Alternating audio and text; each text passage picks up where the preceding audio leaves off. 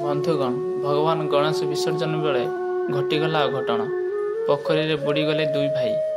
नमस्कार बंधुगण, Rudra gene Odia channel रे आपण मानकु स्वागत। बंधुगण गतकाली गणेश पूजा थिबा बेले आज धूमधाम रे हेउथिला विसर्जन। विसर्जन देखिबाकू पोखरी निकटरे जमिथिला प्रबल भिड़। एही समय रे घटिला घटना।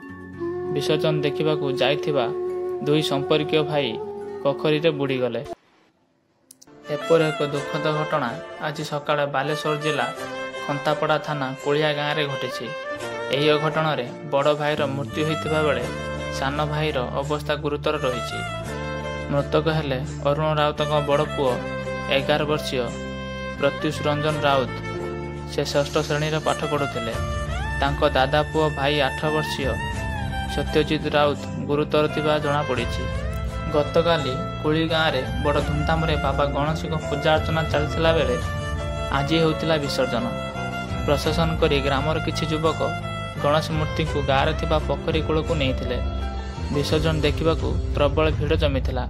प्रत्युष निज सान भाई सत्यजित विसर्जन देखा जाते। यही समय असावधान जोगु दुई भाई पानी बुड़ी जाते।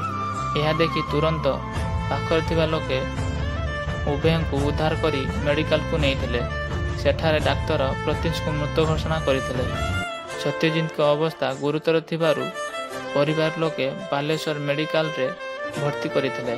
सेठारे गुरुतर अवस्थारु सुधार न आसिपारु तांको कटक स्थानांतर करा जायतिबा सूचना मिली। एही दुखद घटना परे हस खुशी रे फाटी पड़ुथिबा गाँव रे नीरवता छाई जाइछि। बंधुगण आपण मानकु अनुरोध वीडियो को गोटे लाइक करंतु एवं कमेंट करी एही चैनल को जदि सब्सक्राइब करना ताहले सब्सक्राइब करी पाखरे थिबा घंटी चिन्ह को बजाई दियंतु, जहा फल एही चैनल रे आसुथिबा वीडियो सर्वप्रथमे देखिबाकू मिलिबे।